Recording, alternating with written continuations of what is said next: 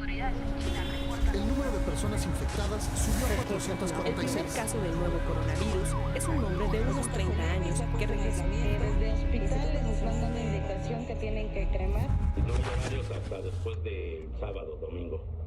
Primer caso confirmado de COVID-19 en México. Vamos a salir Es el adelante. preámbulo de un año lleno de miedo, de incertidumbre, pero también de colaboración ciudadana, de empatía y de esperanza. Cuando empezó la pandemia, en marzo, perfecto, lo recuerdo como si fue ayer. Todos empezamos con miedo, con incertidumbre, no sabíamos nada.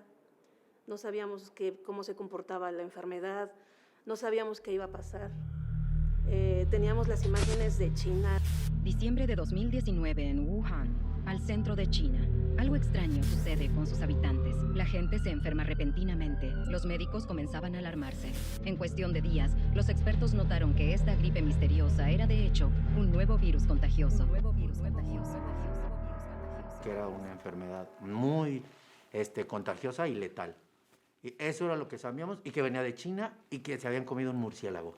Se me hacía rarísimo, o sea, como que me daba risa, ay, como un murciélago, como un chino, o sea, si aquí en México comemos alacranes, gusanos, le entramos a todo, tenemos ese estómago agarrador, aguantador, y yo decía, no, no puede ser, como que al principio me causaba, ya sabes, como el chupacabra. Una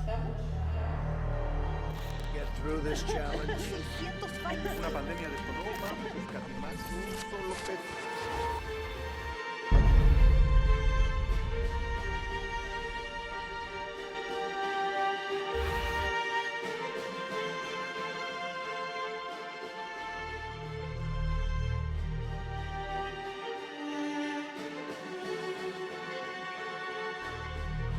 Desde diciembre pues era algo que se veía completamente lejano. A México va a llegar cuando ya esté marzo, primavera, calor, el virus se va a morir. Era una de las grandes noticias que yo alcanzaba a leer en los medios. Y bueno, ya cuando viene llegando marzo, todo el mundo pensaba que iba a ser un mes, ¿no? Pensábamos que todo abril nos encerramos, algo extraño, pero controlable en ese sentido, ¿no? ¿Cómo lo íbamos a hacer? No lo tenía muy claro. La Secretaría de Salud del Estado de Querétaro confirmó el primer caso de coronavirus. En Querétaro hay más casos confirmados de COVID-19. Elementos o paramédicos son requeridos en domicilios, incluso en la vía pública. Y de la nada surge el primer caso en el país, proveniente de España. Curiosamente es español, llegó a Querétaro. Y en ese momento se levanta la voz de alerta por parte de todo el gobierno de México y obviamente de nuestro estado. Enfrentamos un virus que se propaga a gran velocidad. La estadística indica que pronto pasaremos a la siguiente etapa. Una voz de alerta que anuncia que ya el virus está en nuestro país.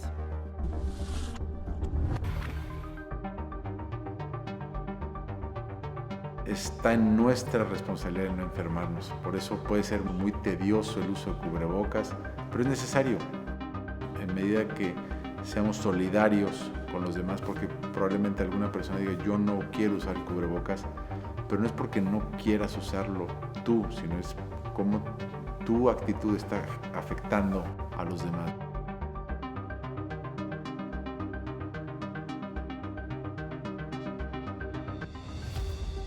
Desde el 8 de enero que ya nos habíamos reunido y ver todo lo que está sucediendo en otros países y ver que empieza en la Ciudad de México a crecer los números de casos y de hospitalizados. Y ante un desconocimiento mundial de la pandemia, solo quedaba la certidumbre que te podía dar la ciencia. Y por eso decide crear el comité especializado para consulta y toma de decisiones para la salubridad pública en Querétaro respecto de la pandemia. El Comité Técnico para la Atención de COVID-19 surge a través de un acuerdo que publica el gobernador en el periódico oficial, La Sombra de Arteaga, el día 13 de marzo del 2020. Ahí en la instrucción que él da queda muy claro la participación de diferentes especialistas o expertos en varios temas, ¿no? La cuestión de epidemiología, la cuestión clínica, la salud pública, y el secretario de Salud pues se da la tarea de buscar entre su propio equipo y algunas personas externas quienes pudiéramos participar.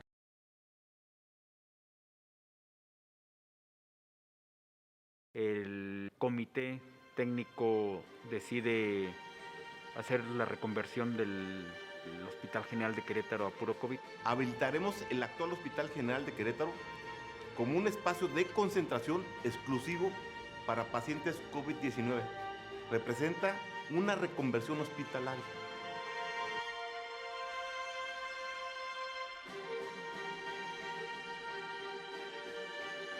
Prácticamente estábamos como el 12 de marzo diciendo esto, y el 29 de marzo prácticamente estaba hecha la reconversión total del Hospital General de Querétaro, y empezamos a mover todos los pacientes no COVID al Hospital de Especialidades del Niño y la Mujer.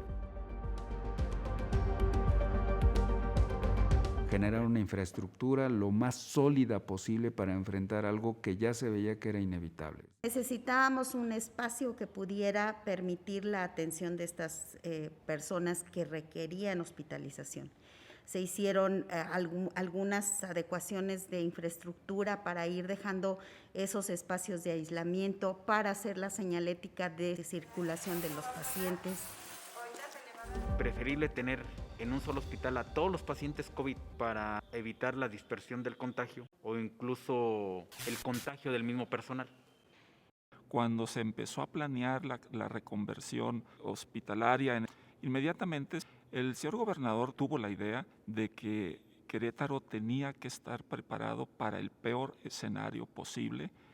Es así que la UMA, Unidad Médica de Aislamiento, empieza sus trabajos bajo dos objetivos iniciales. El primero de ellos era brindar un espacio digno en donde el paciente que no tuviera los recursos o los espacios o las condiciones necesarias y suficientes para poder tener un aislamiento en su domicilio, pues pudiera tener, en este caso, el espacio de la Unidad Médica de Aislamiento aquí en el Querétaro Centro de Congresos. Y el segundo objetivo, tener los espacios para en un momento dado poder evitar el colapso de la red hospitalaria, principalmente de los servicios de salud aquí en el estado de Querétaro. Vamos a tomarte la prueba de PCR. Consiste en dos tipos de muestra, una de la nariz y la otra es de la boca, ¿sale? Voy a empezar primero por el de la boca, que es el menos molesto, perdón. Ok. Si gustas abrir bastante la boca, voy a empezar a introducir el hisopo, trata de no moverte, por favor.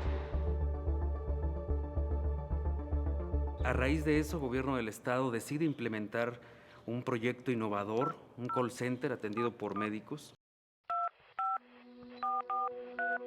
Buenas tardes, gracias por comunicarse al sector salud del estado de Querétaro en apoyo al teléfono 800 de Salud Federal. Le atiende el doctor Nicolás Decentes, ¿en qué puedo ayudarle? Con respecto a los síntomas que usted tiene, se podría decir que es sospechoso para COVID-19, ¿ok? De todos modos, le voy a dar un número de folio, el cual voy a pedir que anote, 003228. Usted me dijo que no tiene ningún tipo de seguro social, entonces le voy a pedir que acuda al Centro de Salud de Lomas de Casablanca. Voy a capturar sus datos para estadísticamente tener un control, ¿está de acuerdo? 113 médicos que el 21 de marzo, a partir de las 9:30 de la mañana, empezaron a trabajar en un centro operativo. Para ver si se agregan síntomas y ahí partir. Platiqué con los médicos, platiqué con las doctoras y les dije lo trascendente que significaba el hecho de que ellos pudieran implementar este proyecto, trabajar en él, hacer lo propio y entender que ellos serían prácticamente el puente de comunicación único de la población queretana con la parte médica. Y a través de la consulta médica a distancia, podían ellos salvar vidas, podían canalizar a pacientes no graves a su casa, a decirles que no se preocuparan, que estaban bien, que les íbamos a dar seguimiento médico. Hasta luego, muchísimas gracias. El pasado martes, Gobierno del Estado puso a disposición de todos los queretanos una aplicación para la ayuda a pacientes sospechosos de COVID-19. Esta línea sirve para que toda nuestra población pueda recibir una atención adecuada e información adecuada.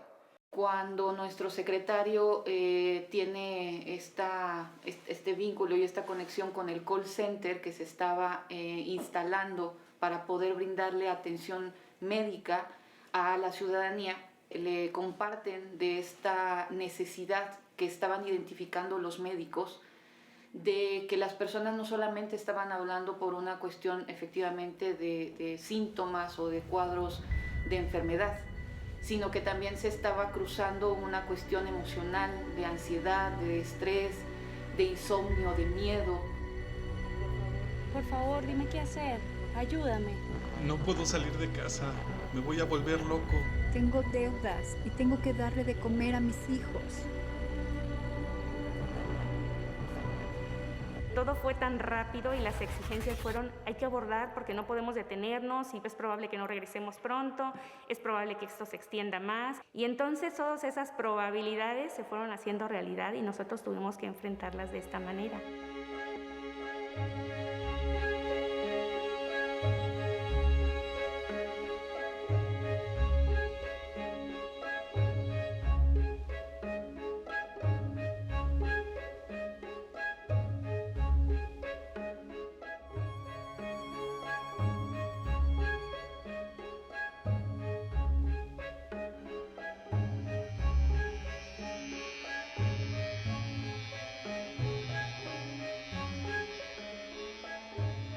En algún momento nos vamos a sentir tristes, nos vamos a sentir ansiosos, nos vamos a sentir estresados. No imaginamos este panorama y todo lo que tendríamos que poner en juego desde herramientas, habilidades, estrategias y demás. No estuve con mi familia toda la pandemia, ¿no? Y los momentos para vernos eran, tú sabes, con una distancia grande, sin muestras de afecto, sin muestras de cariños. Nunca me imaginé caminar en una calle con un tapabocas que solo veía en un hospital. Pero en algún momento vamos a regresar, ¿no? Al parecer serán 15 días nada más. Vamos a estar listos para un mes que se va a tener que cerrar, máximo 2 meses. Pero cuando empezamos a ver lo que pasaba, pues ya, nos fue cayendo el balde de agua fría.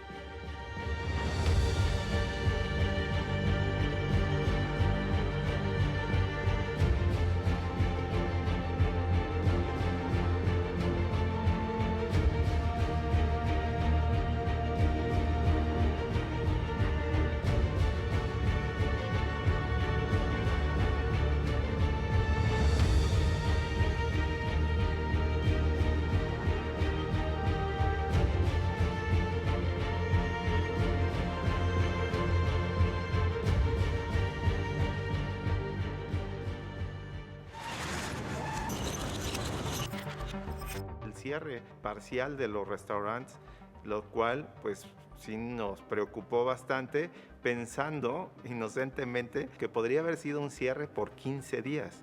Fueron 3 meses lo que estuvimos la primera etapa cerrados. En abril y mayo paramos totalmente actividades y desgraciadamente pues hemos caído en la parte más dramática, que es los despidos, ¿no? Dar de baja a colaboradores que tenemos en las compañías y eso ha sido la parte más dramática. Ahí el rango pues va entre la media en torno al 50, 60, 70%. La mitad de marzo, abril, mayo, junio y todavía un poco de julio pues estuvimos perdiendo empleos. Nos empezamos a cuidar, ¿no? A cuidar todos y a preparar para lo que pudiera venir en las próximas semanas posteriores a la cuarentena. Lo que más hay que cuidar son las personas y la salud ha sido primordial. Y teníamos ese miedo de voy a entrarle y si me contagio y cómo me voy a comportar y qué va a pasar. Pues ha sido difícil porque pues es algo que nadie conocemos.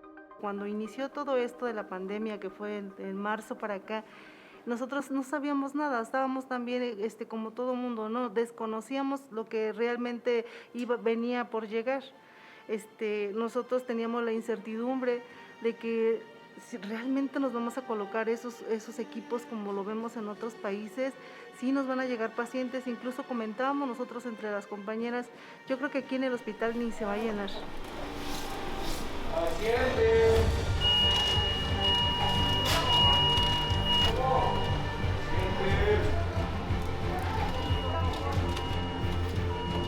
Al principio nos costó trabajo adaptarnos al equipo de protección. Es muy difícil traer un uniforme abajo, traer el Tyvek, que es este traje como de astronauta, traerlo encima de ese ponerte otra bata, de un gorro, unos gogles, una máscara. Sudas mucho, te deshidratas, te desgastas físicamente. Pues ha sido un periodo triste y digamos de mucha incertidumbre, porque pues era para algo para lo que realmente no estábamos preparados.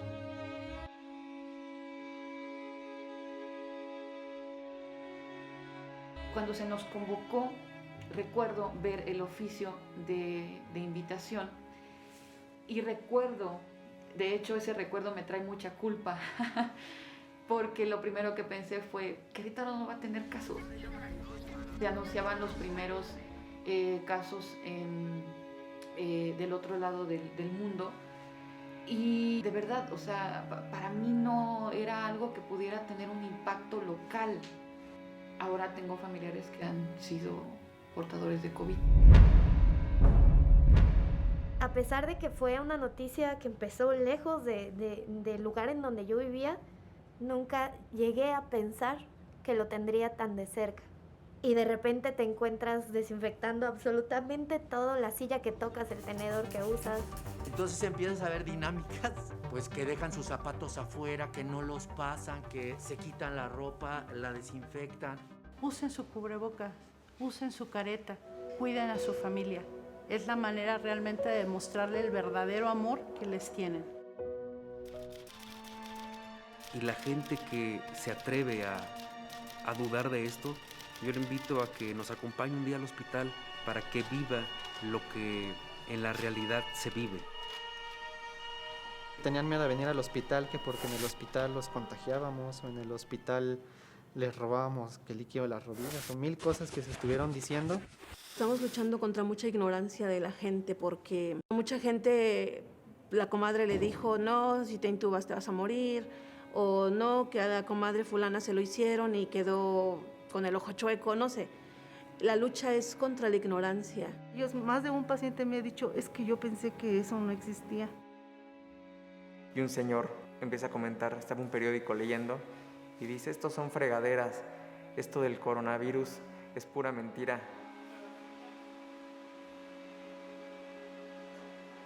Su saturación sí está bastante baja.